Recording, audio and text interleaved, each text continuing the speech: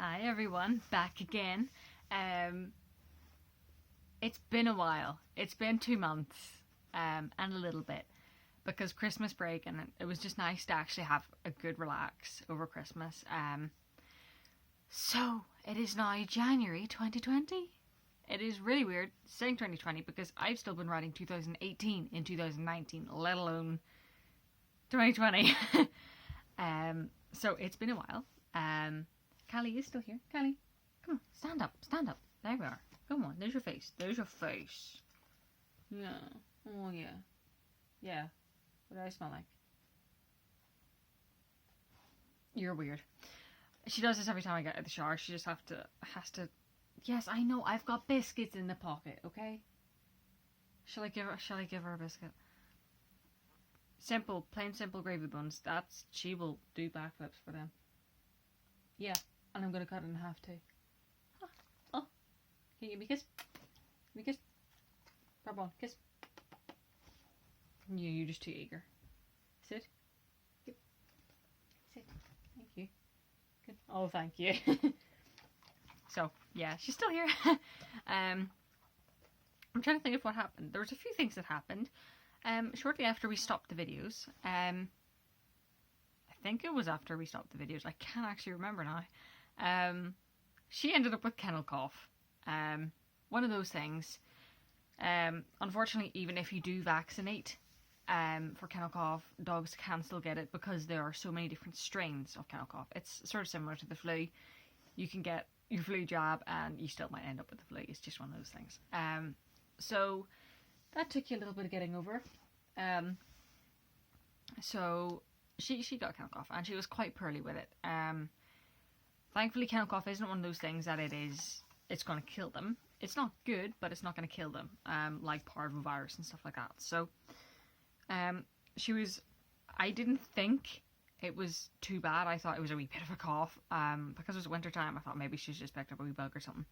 But it was whenever she was like lying on the ground, limp, coughing and wheezing, and her wee legs were just like flopping every time she coughed, and she was just convulsing all the time.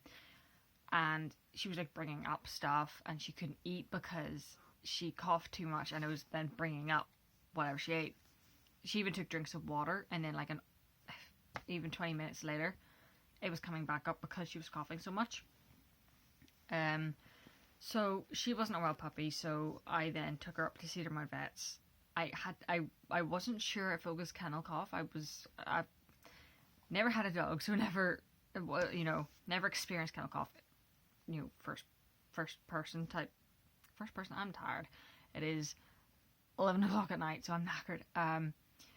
I never experienced it hands-on. I've learned about it. I know plenty about kennel cough. I've just never experienced it myself. So I called Cedar Mount and I says, look, I'm no vet like yous, but she's coughing a lot. She's limp. She's got that weird hacking sound. I don't think it's a normal cough. I think it's something a bit more sinister. So they says, right, no problem. You get up into the car park, then you give us another call and say that you're here and we'll clear the room. Because kennel cough is so contagious, they had to make sure there was no people in the room so that I could go straight from the car into a consultation room to get seen because it is so contagious. So that was okay. Called them, got her in. They gave her... Was it Milbamax? Medicam. It was Medicam they gave her. To try and soothe the throat, I presume. It took quite a while to clear up.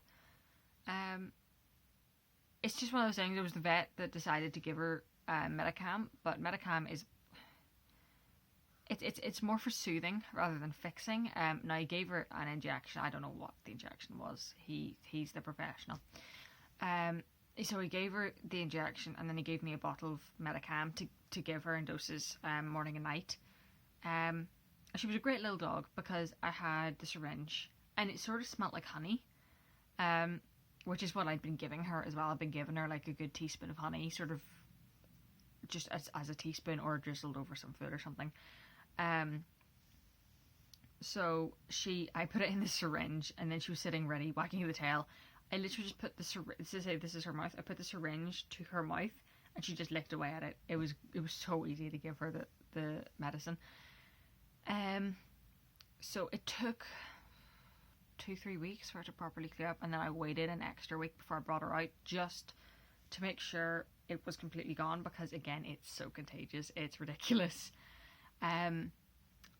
So yeah, that's gone now.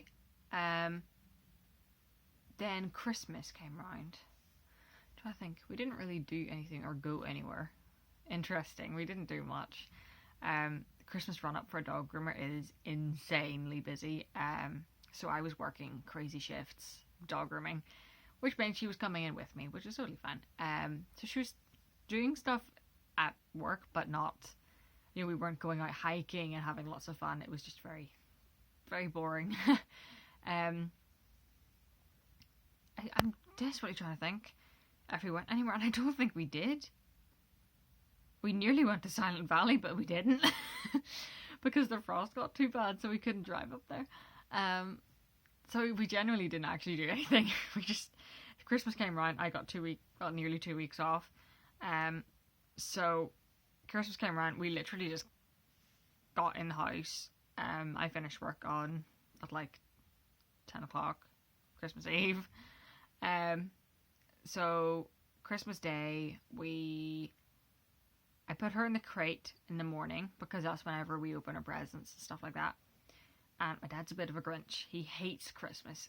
He insists on sitting and watching my mum open her presents and me and my sister open ours. But he's such a grump. He brings the room down. So because he was in there, then the dog couldn't be in there, because my dad's a bit funny with the dog. So I had to put her in a crate, which was fine because I had Kongs ready to go. So I put some of her dry kibble, like soaked in gravy and like some water, and squished it all into a Kong with some like nice, like I think it was yogurt or something like that I put in as well. So she was happy enough in her crate. So we did that, and then whenever Mum, so when we were my mum and my sister were all in the kitchen, sort of getting the lunch ready, I got her Santa sack full of presents. And I say yes, a Santa sack. I've sort of been building up a few wee things over the year. Just picking up 1 or 2 wee things, especially whenever we're travelling, because sometimes we go to Port Stewart. Sorry, I say Port Stewart, there's no pet shop in Port Stewart. To Ballymoney, and there is a really nice pet shop in there, so grab a few wee things, sort of just space it out. And then my mum had got her some things, and my sister had got her some things, and I'd saved all of the presents that she'd got from friends and family as well. So she had so much fun tearing into each of those presents.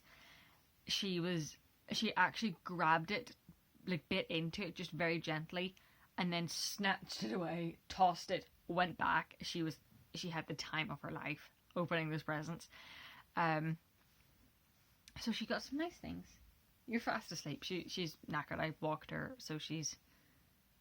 Yeah, you got a good walk. And you got a nice run in the park.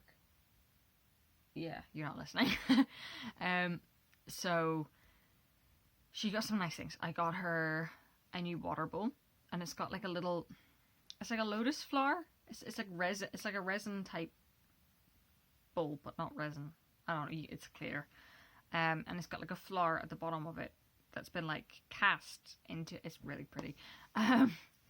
So she's got that. She got a couple of new toys. She got a new tug toy. She got 2 new tug toys, and she got a squeaky rabbit and a squeaky sloth because it was big and cuddly. There was another one. There was one that like met its death that day. I can't remember what it was though. Oh, I think it was a koala. It was a koala. Unfortunately, it didn't last too long. And she got lots of treats, which she'll love. And she got some chews and stuff like that as well. So that lasted a wee while, thankfully. So yeah, we got Christmas over. Christmas Eve, we just sat in the house, splodged, took her for a walk, and just ate everything. She even had her own Christmas dinner. Dog safe Christmas dinner. She had mashed potato. Mashed potato's okay. She had a little bit of carrot and parsnip mash, which is okay. The guideline for parsnips is don't give your dog obviously an entire parsnip. A tiny bit is okay as a treat because it's quite I'm going to say starchy, that's not the right one. It's quite high in something that dogs can have. I'm not good, I can't remember. And she had a little bit of turkey, and she had a tiny bit of ham, and no stuffing because that had onions in it. And I had dog gravy, so I put some dog gravy over it. And I had then, what was it? Sunday lunch baby food. So that sort of looked like stuffing almost. So that was sort of like the dog stuffing. And she wolfed that down. And whenever she was finished, she actually walked over to her bed, lay on her side, and then lay on her back with her belly up to the air. It was so funny. And then after a couple of hours of digesting her food, I got doggy mince pies from Cats at Home. Now, obviously, they're not very healthy for your dog, but as a wee treat here and there, it's okay. So it was probably about that big. So I put it on the wee bowl, and to top it off, I got a little bit of not fresh cream, natural yogurt, and just dolloped it just on the middle, just to add a wee bit of taste. And she again wolfed that down. So it was a very good Christmas for her. She thoroughly enjoyed it. And then the week after Christmas, I think, I went up to my grandparents' house because I don't get to see them very often. Are you seriously so tired you're not eating that treat? There we go, I ate the treat. So she stayed with Mum. She's totally fine with that. Well, here's the story. She was fine with that. So I spent a week up with my grandparents, and it was a lovely week. It was such a nice week. And just the day we were coming home on the, I say Saturday? I think it was a Saturday we were coming home. No, it was a Friday. Was it Friday? I can't remember. I think it was a Friday. It was New Year's Eve. I'm going to sneeze. Excuse me. There's another one. Oh, excuse me. Got the sneezes. So we then were coming home on New Year's Eve, and we were halfway from Banbridge. So Banbridge to Cumber isn't exactly a short trip. Probably about an hour and a half, depending if my grand is driving, then at least 2 hours, because he's a very safe driver. So halfway home, I got this text from my mum, and it was just a picture of like a blanket, the purple blanket on my bed, and had like this stuff all over it, and I thought it was like shredded grass, because my dad had cut the grass, so I thought, well, maybe it's just like grass or something all over my bed. I was like, oh great, I'll have to clean that when I get home. Super. So there isn't another message for a couple minutes, and then she sends another one saying, you'll have sparkly poo to pick up in the morning. I'm going, hold on, what is she talking about? And then she sends a picture of my windowsill, which had 2 plants on it, a little Christmas tree, a fake Christmas tree, and a garland of tinsel. Y'all already know where this is going. My mum had been leaving Cali. My mum had been working full-time that day. She's a piano teacher at home. She'd been popping her head into my room every 20 minutes or so, checking out my Cali. Cali was not in her crate. She was on my bed, which is usually okay, except she hadn't had any exercise, no brain stimulation. She was bored to high heaven and back. And she saw something sparkly on my windowsill and decided to take it and shred it to smithereens. So initially I wasn't too worried, because she usually does just shred things.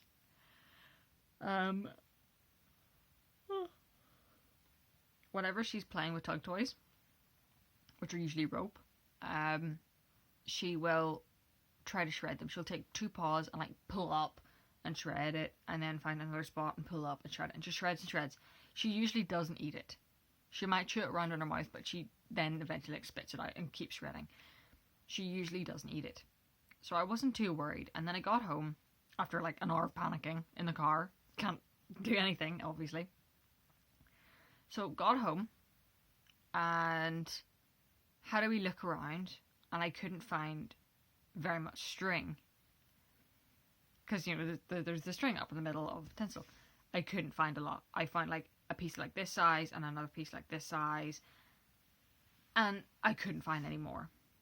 So I started panicking, thinking all this string is inside my dog, because string can actually seriously impact the dog's stomach. It can tie around things, and it's a bit of a nightmare. And then I realised it wasn't even string. There was no string whatsoever. It was actually wire. I hadn't realised it was like moldable tinsel. So presumably if you're putting it maybe outside or something, like around, I don't know, a tree outside, I don't know. But you could like twist it and mold it around, because it was a wire. And all this wire was gone. There was no wire. So I had like 2 tiny pieces like this and this of wire. So I immediately start panicking. My grandparents are still at home with me after dropping us off. I grab the dog. I call Cedarmount saying, my dog's just eating tinsel. I think she's got wire inside her. Are you open? Can you stay open for me? Because obviously the problem is firstly it was New Year's Eve, so everywhere was shutting really early. And then what was going through my head was, if I left it and saw how she was, I would have had to gone to the emergency vets up in Belfast. I don't like going up there because it's very, very expensive. It's actually more expensive than the vets in London. I found that out because I had a friend in London who had to take her dogs there, and then she moved over here, and the price difference, she says, was shocking. So I really didn't want to go up there and spend, I mean, as soon as you walk in, it's like I think it's £150 fee. I think it's 150. It could have been more, actually. As soon as you step in the door, it's just one of those things. So I really didn't want to do that. So what was going through my head was, if I don't go now and wait and something goes wrong, then I have to go to the emergency vet because it was New Year's Eve. They'll be shutting New Year's Day and possibly the day after, at Cedarmount. So I thought, right, I have to go to the normal vets. So thankfully they stayed open for me. They were very, very good and stayed open. And we went up. They gave her an injection to pick up everything, pretty much. So apparently there's 2 quite big handfuls of tinsel inside. So that's all the fluffy stuff. Thankfully there was no wire, but we weren't to know. We just weren't to know. So yeah, very glad that was all okay. So even she was actually fine within a couple of hours. I had to go out for a thing, actually, for New Year's, the coming of the new year and whatever.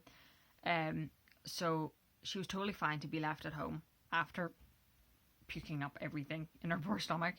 Within a couple of hours, she was perfectly fine. She was perky, happy-go-lucky. Had her breakfast the next morning, no problem. So if anyone from Cedarmount Vets in Bangor are watching this, I cannot thank you enough. I really can't. You really did save my ass.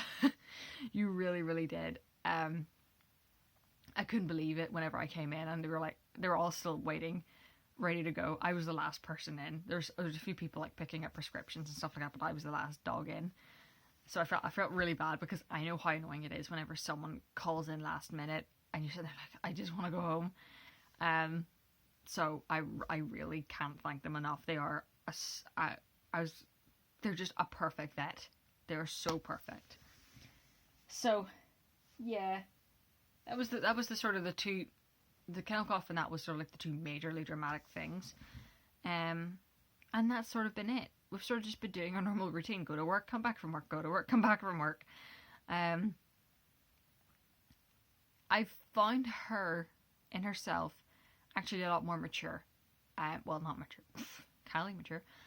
She's a lot more obedient. And obviously I'm still working on her obedience because you can never do enough work with that. But she's now, even if I don't have treats in my hand and I'm just walking her in ARDS, say, she's much more happy to just pay so much more attention on me than, say, sniffing or looking around. Now she still sniffs. She still sniffs a lot because that's just her. But it's not like she's never looking at me. She's now just trotting along, looking at me, interacting with me. a lot more than what she was. So I'm very happy with that. Very happy with that. So yeah, that's sort of been it. Oh, there's one thing actually that really, I nearly got very, very angry. I did get very angry, but I didn't get very, very angry. We were walking past, I think it's called McLean Bookies in Ards. It's just past the Codfather chip shop. We sort of go all the way around there and then back up past the square. That's sort of our quick walk. If I don't have time for the day, I'll give her that quick walk, just to get her out. And then I'll take her for a longer walk whenever I'm done work. So I was taking her for a quick walk around there. Just as we were coming past the bookies, there was a young fella. Well, not young fella. He was probably, I'm saying not young, but he was older. He should have known.